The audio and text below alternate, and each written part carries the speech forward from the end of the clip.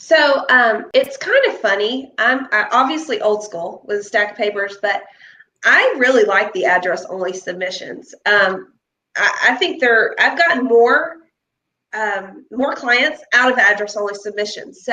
So here is what I do. I do the same thing for either, but with an address only submission, basically, as soon as I receive it, or again, time blocking, I have a time each day that I go through and I, send all these out, but I will do a CMA for even address only. You have the address, I'll go in and I will sit down and do a CMA. It's just an abbreviated one. It doesn't have a lot of details and a lot of comps, but it gives them a value, an estimated value within a range that I feel certain that their house could sell for in our area.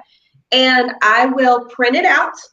It's usually less than 10 pages. And what I do is I add data from our area as well. So just little tidbits of information like average home sale price or, average days on market. All of that stuff you can get from your, FMLS or your multiple listing systems. But so I'll add that as well so that it's useful knowledge, even if they're just, plugging in their address for fun. It's something that's completely free and they can use it, especially with, even with tax assessments and things like that. I've had people contact me and they're like, my tax assessor says my value is this. Can you look at it? And whether or not they're looking to sell, you've made a contact. So again, back to that, I will print out the value, estimated value with a letter, a personalized letter. I sign it. I put my business card with it, and then I attach the analysis. And I mail it. I put it in an envelope. I hand address it. I put stamps on it, and I go to the post office and I mail it. Or sometimes I stick them in my mailbox if there's not that many. But every time I do that, and yes, it does add up.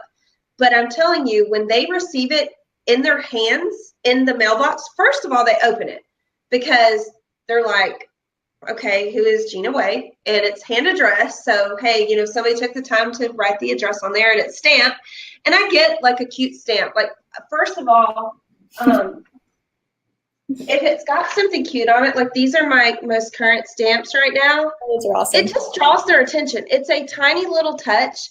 But for me, I'm all about like relationships and being personable. So that to me, I would open it if it was that versus if it was metered or just labeled. And everybody can do, guys, definitely do what you want. But just for me, I found success and people are like, oh, it was so cute, But I'll stamp it, I'll send it in the mail. And then when they receive it, yes, a lot of times I won't hear from them. I have no idea. But that's my initial contact. And then I will contact them one more time. So now they're in my database and now they're as an address only submission. And then I have a follow-up letter that I send to all of them as well.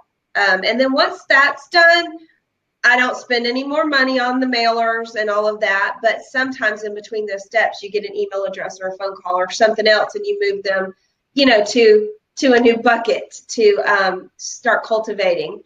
But every lead is treated the same for me, except for there's sometimes where I will notice that the address, and if things don't match up quite right, then there's a little bit further information that's needed. But other than that, I will print it out and I will mail it to every single person.